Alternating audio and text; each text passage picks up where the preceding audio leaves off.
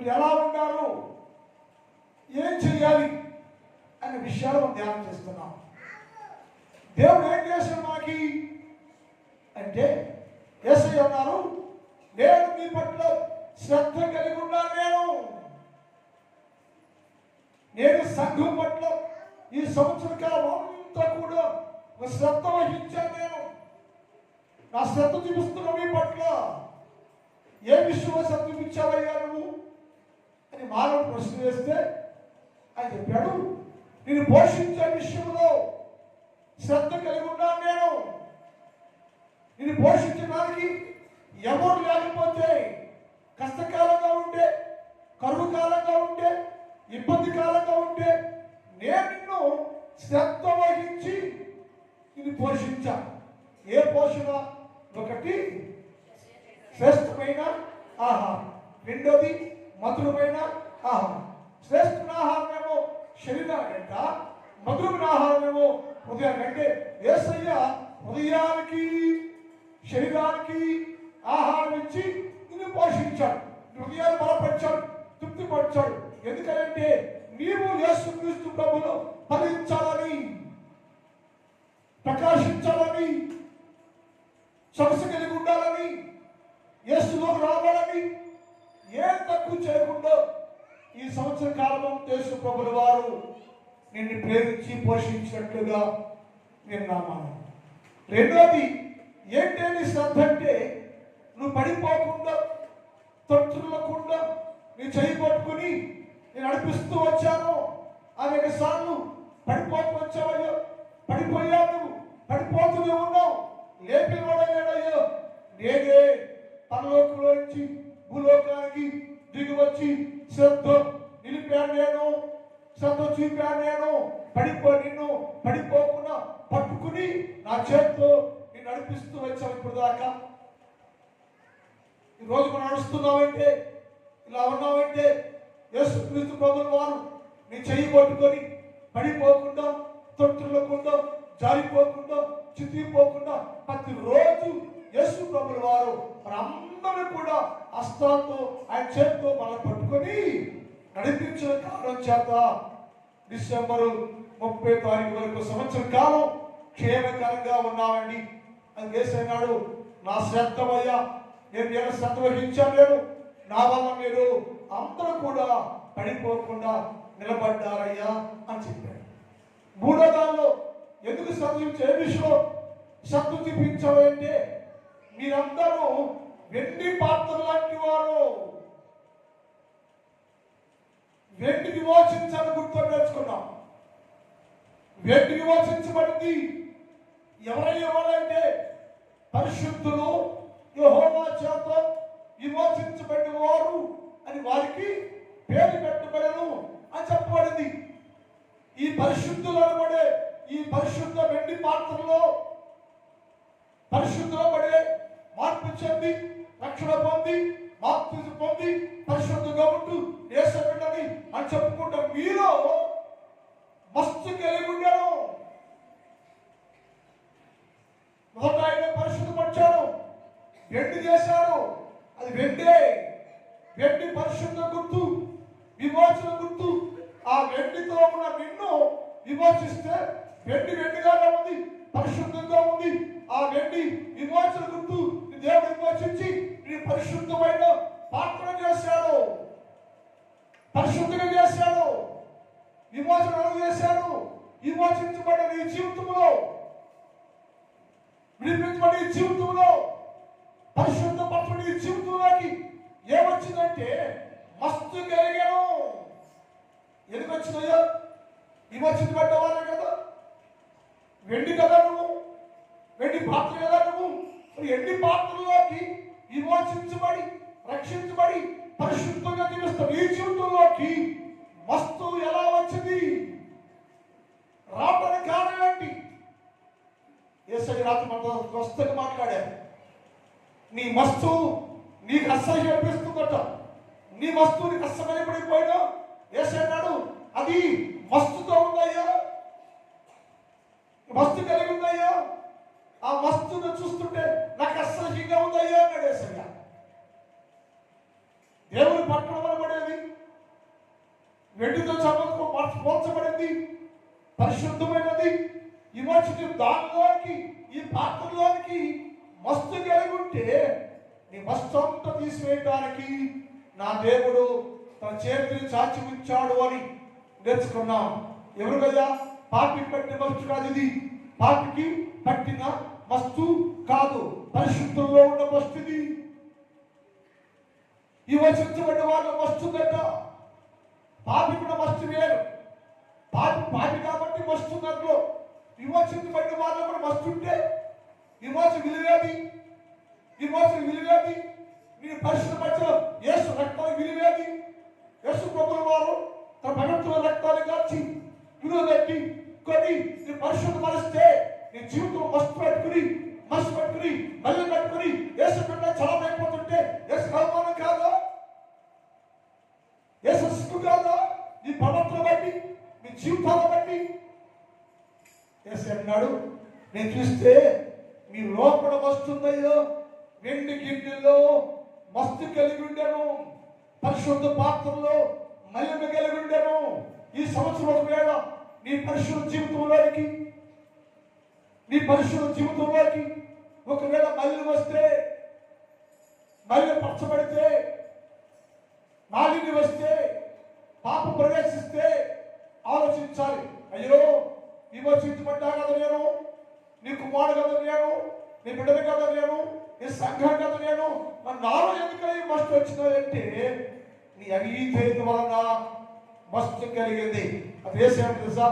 నా చేతిని చాచాను నేను, నా చేతిని చాచి వారికి మస్తు అంతటిని నేను కడిగి వేస్తున్నా, తీసివేస్తున్నా అన్నాడైనా.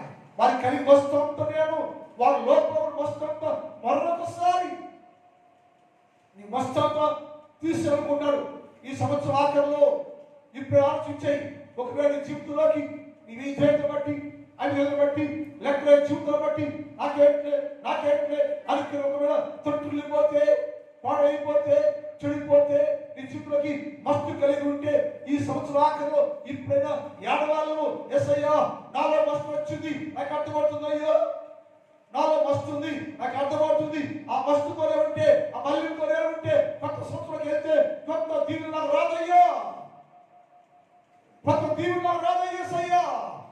ఇప్పుడే గ్రహించాను, నన్ను కూడా ఈ రోజు అయ్యా వేస్తూ తాకయ్యో నాలో ఉన్న మస్తు అంతటిని శుద్ధి చేయాలని నువ్వు ప్రార్థన చేసుకుంటే ఆశీర్వాదం అండి.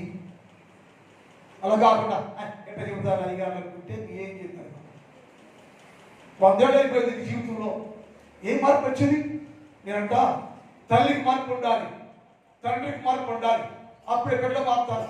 నీ మార్పు లేకపోతే నీ బిడ్డ మారు. ఇప్పుడు రక్షణ ఉండదు, భక్తి ఉండదు, ఏముండదు. కారణం ఏంటి? మన దగ్గర నుంచి వాళ్ళు నేర్చుకోవాలండి, మన దగ్గర నుంచి వాళ్ళు నేర్చుకోవాలి.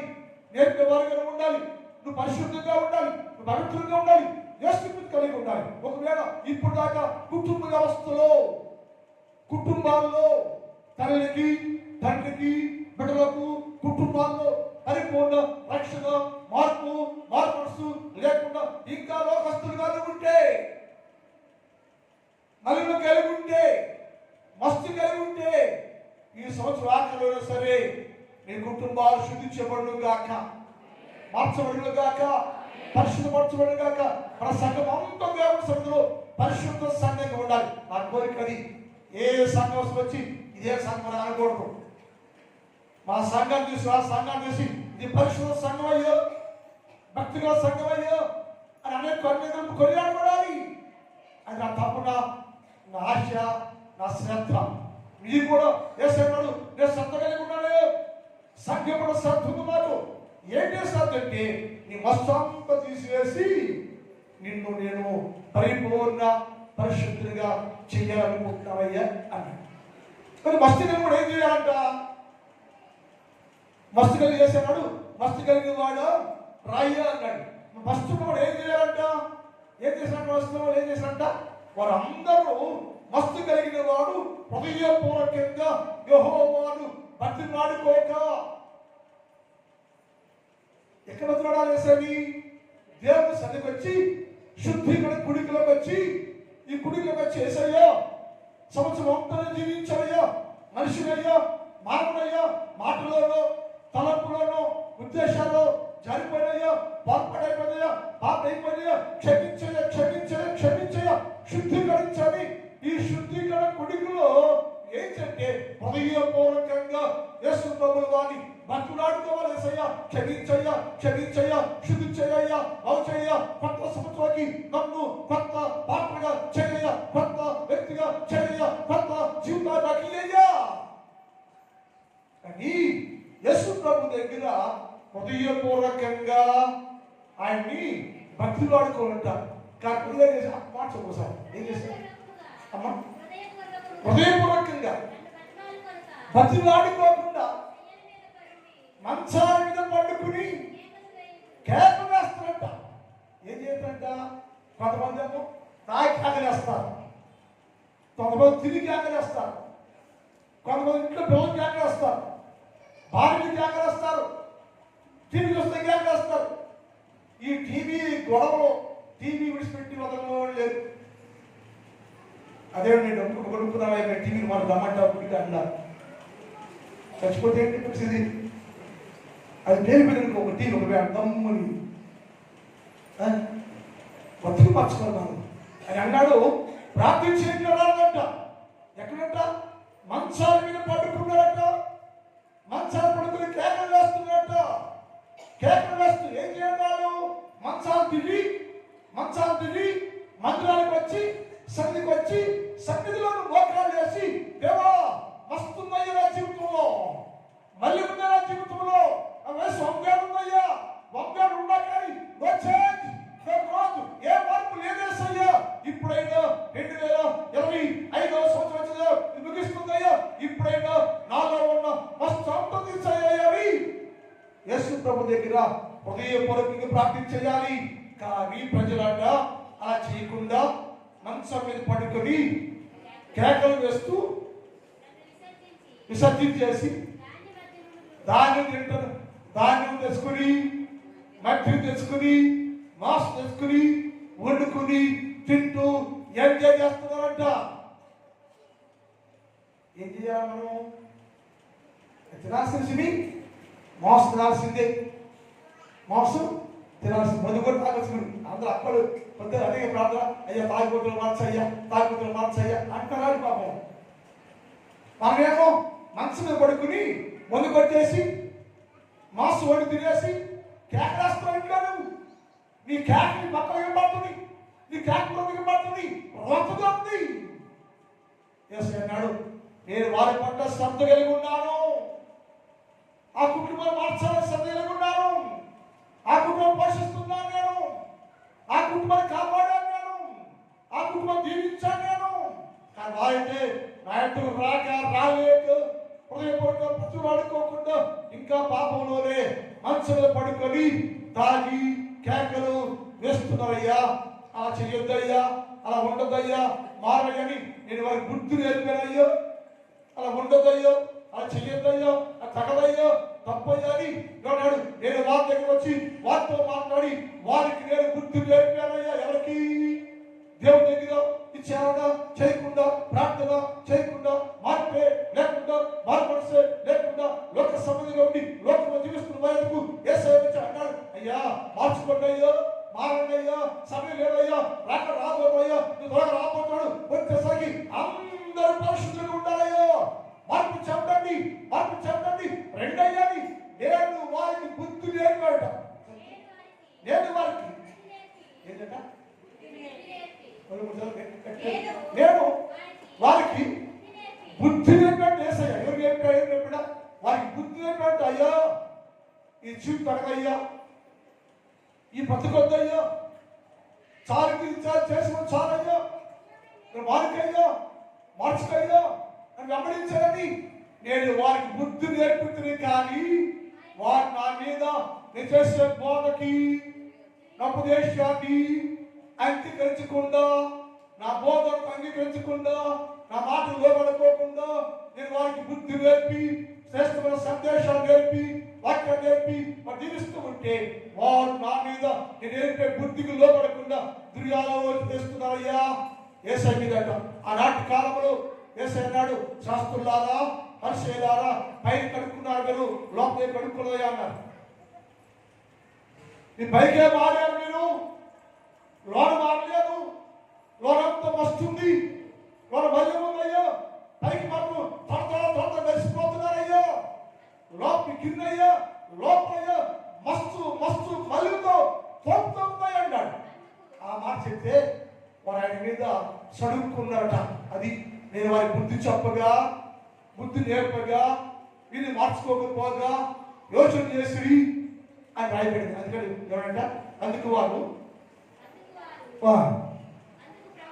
ఇట్లనే పరిశీలైన మీరు గిన్నెయు పళ్ళని బయటకు వెళ్ళినాడంట. యేసు అన్నాడు, నీ పైన వద్దయ్యా, లోన కావాలి నాకు, హృదయ మార్పు కావాలి నాకు, మనసు మారాలి, అంతరంగం మారాలి, అది శుద్ధిగా ఉండాలి. నువ్వు పైనే మారయ్యా, పైనే మార్పు చేయవస్తున్నా, లోన మార్చుకో, బతుకు మార్చుకో, జీవితం మార్చుకో, లోన నీ కిందంతా లోన కడిగయ్యా.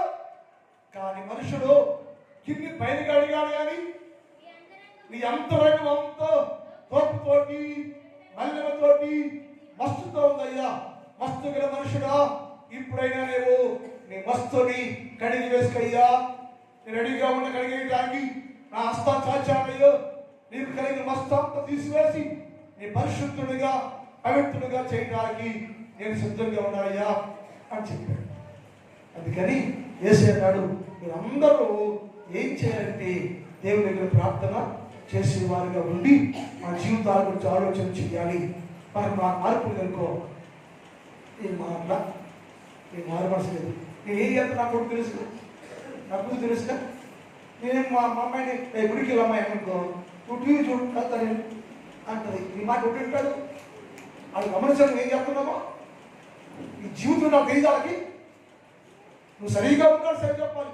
నువ్వే సరిగ్గా లేకపోతే అమ్మా ఇంటికి వెళ్ళవే, ఇంటికి వెళ్ళరా అన్నావు అనుకో, వింటాడు మాట్లాడు. ఏంటి వింటారా, వింటున్నారా, మనం పట్టలేదా? ఎందుకంటే వింటాడ, నువ్వు ప్రాబ్లం, నీ జీవితం ప్రాబ్లం. మార్చుకోవాలి, మార్చుకోవాలి, మారాలి. నువ్వు మారు, నీ భర్తలు మార్చు, నువ్వు మారు, నీ బిడ్డలు మార్చు. బిడ్డల నుంచి భయపడాలి, బిడ్డల నుంచి భయపడాలండి.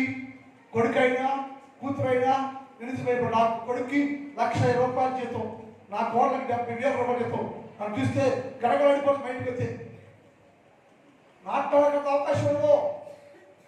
వాళ్ళందరికీ వచ్చేది తీసుకుని పడు తప్ప నా గురించి మాట రైట్స్ ఉంటే ఉండనే ఉండవు. ఎందుకని అలా ఉండాలి. మన క్యారెక్టర్ బాగుండాలా, మన ప్రవర్తన బాగోవాలా, నా బతుకు బాగోవాలా, నన్ను బట్టి బిడ్డలు నేర్చుకోవాలి, నేర్చుకోవాలి. మనం అలా ఉండాలండి. అందుకని మనం ఏం చెప్తే నీకున్న దాన్ని సంపూర్ణంగా శుద్ధీకరణ చేసుకుని తినాలి. అందుకని శుద్ధి చేసుకుని ఉండాలి. చివరికి చెప్పాను నిన్న వద్దు ఏం చెప్పాను, తిరుగుతుంది కానీ సర్వోన్నతమైన దేవుడితో తిరగంట. ఏమయ్యా తిరగ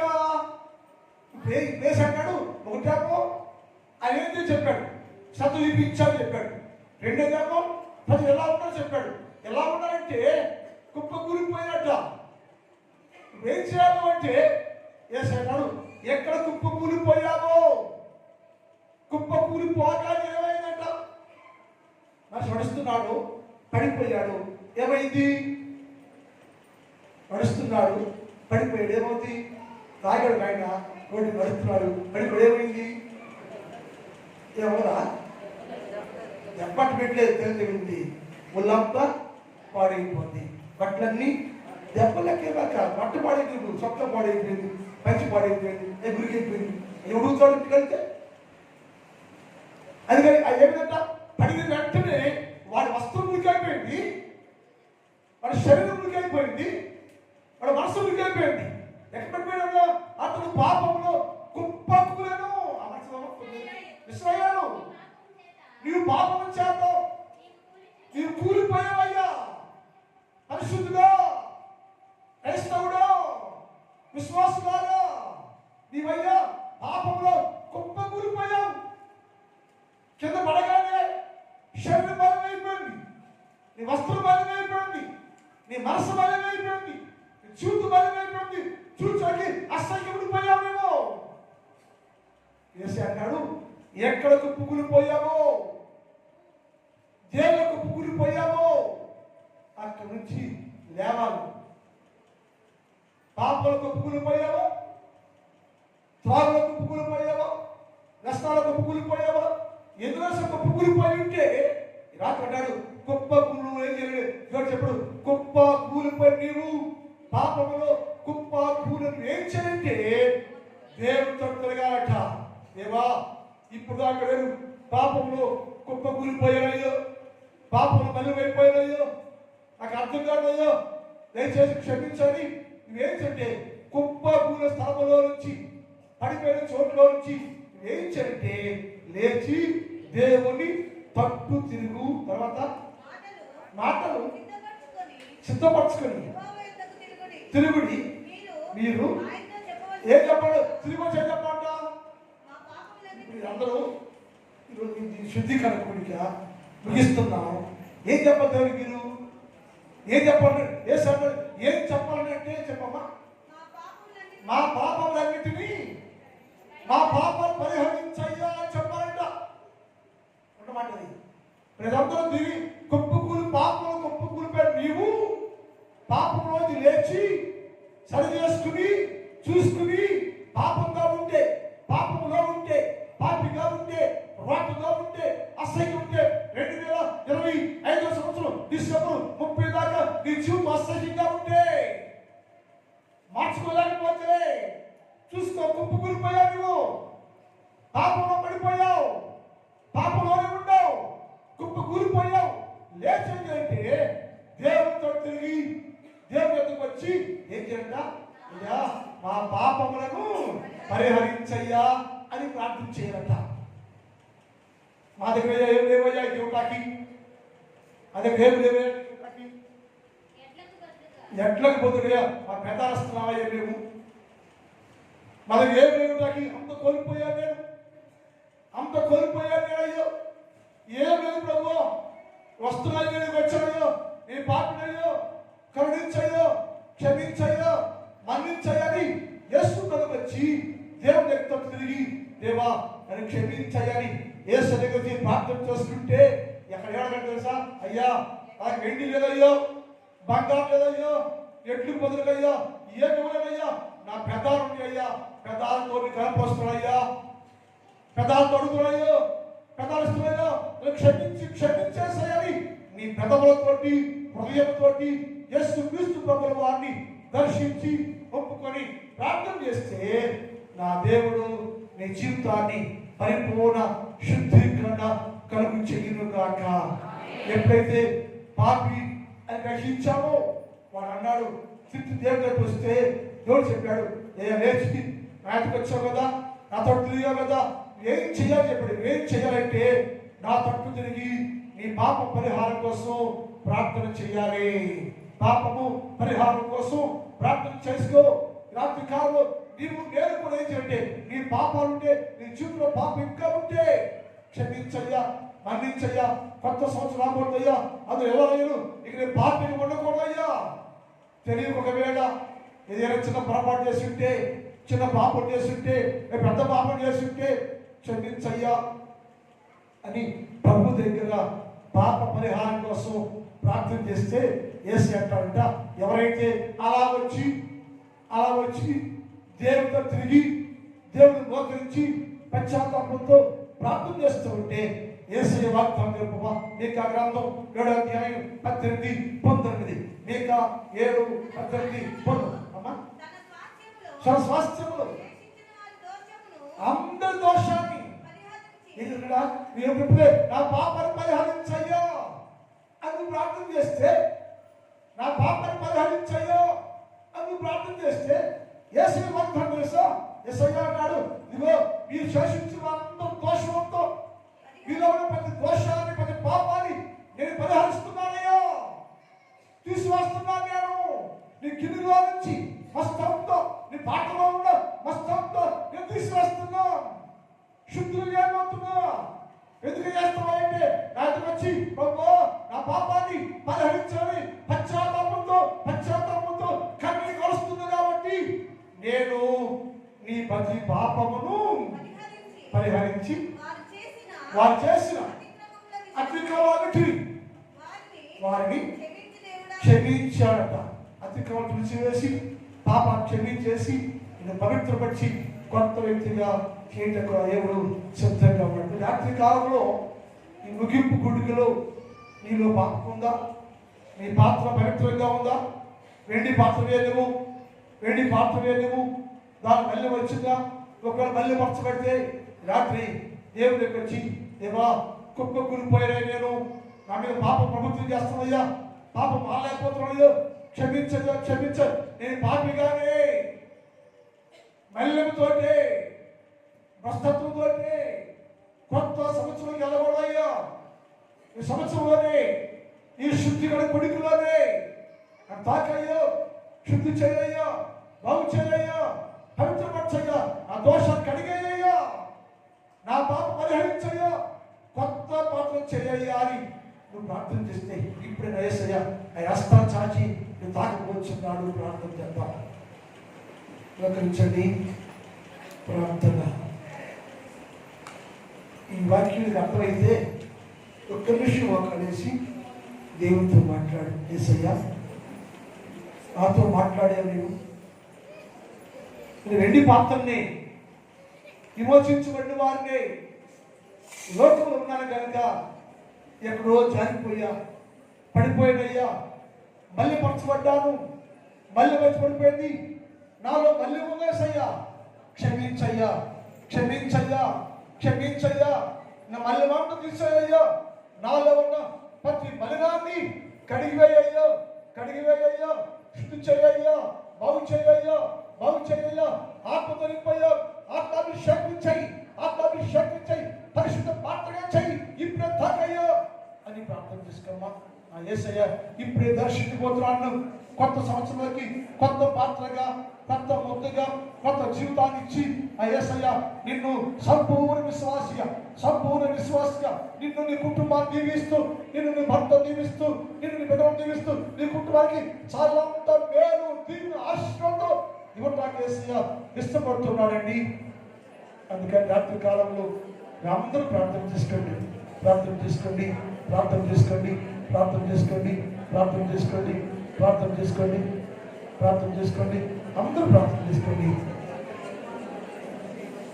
ప్రార్థనలో ఉండండి, ప్రార్థన చేసుకోండి. మా తండ్రి నీ పాదములకు స్తోత్రం. పరిశుద్ధుడైన దేవుడు నీకే స్తుతి స్తోత్రాలు. ఈ 3 పగళ్ళు రాత్రులు ప్రభువా నాతో మాట్లాడారు, నా సంఘంతో మాట్లాడారు. వీళ్ళందరూ ప్రభువా వాక్యం అర్థం చేసుకొని ఈ శుద్ధీకరణ గుడికిలో ఆ జీవితాలను శుద్ధిపరచుకొని కొత్త సంవత్సరంలోకి ప్రవేశించే భాగ్యాన్ని దయచేయండి అయ్యా. దీవించండి, ఆశీర్వదించండి. ఈ స్థలం ఉపకరించిన చిన్నవారు, పెద్దవారు, స్త్రీలు, పురుషులు, యవనస్తులు ఎంతో మంది ఉన్నారు తండ్రి. ప్రతి బిడ్డను దీవించయ్యో, ఆశీర్వదించయ్యా. నా సంఘాన్ని దీవించయ్యో, నా సంఘాన్ని కాపాడయ్యో, నా సంఘంలో ప్రతి కుటుంబాన్ని ఆశీర్వాదకరంగా మార్చండి, దీవెనకరంగా మార్చండి, క్షేమకరంగా మార్చండి. అన్ని కుటుంబాలలో కొత్త సంవత్సరానికి రోజు ఆత్మతో ప్రవేశించే భాగ్యం వేచే ప్రభువా. ఈ రాత్రి కాలంలో జరుగుతున్నటువంటి ఆరాధనలు తోడుగా ఉండండి. 9 గంటల నుంచి 12 గంటల వరకు, 1 గంటల వరకు జరిగే ఆరాధనలో మాతో ఉండండి. క్రమంగా, మర్యాదగా, మీ నైవేద్యంగా 31 రాత్రి ఆరాధన కార్యక్రమాన్ని జరిగించి నిర్ణయం పొందుకోవాలని, రాత్రి ప్రతిబిడ్డను దీవించి నడిపించమని యేసు వారి పరిశుద్ధ నామములో ప్రార్థిస్తున్నాం తండ్రి. అందులో మాట్లాడండి. ఈ రాత్రికి 9 గంటలకి ప్రార్థన ఏర్పాటు చేయకూడదండి. అందరు కుటుంబాలుగా 31 రాత్రి ఆరాధనలో పాల్గొనవలసిందిగా మనని.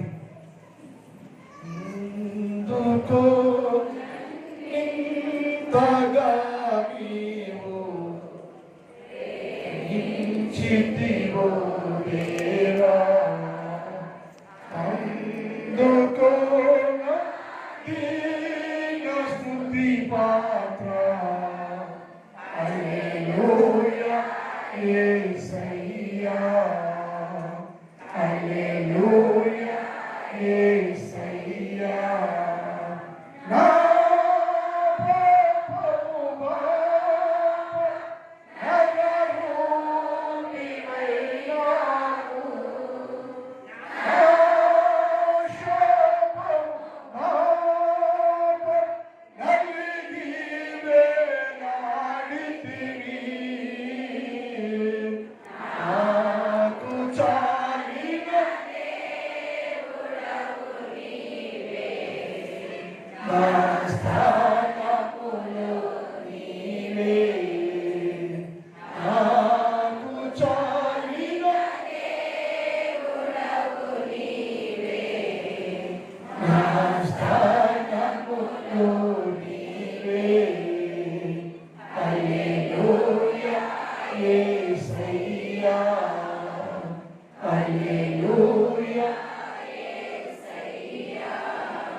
తండ్రి దేవుని ప్రేమ కుమారుడు యేసుక్రీస్తు వారి కృప పరిశుద్ధాత్మ దేవుని కరుణ సహవాసం ఇప్పుడు ఎప్పుడు ఎల్లప్పుడు సదాకాలము మనందరి తోడై ఉండునుగాక ఆమేన్ హల్లెలూయా హల్లెలూయా వందనాలని కొంచెం భోంచేయండి.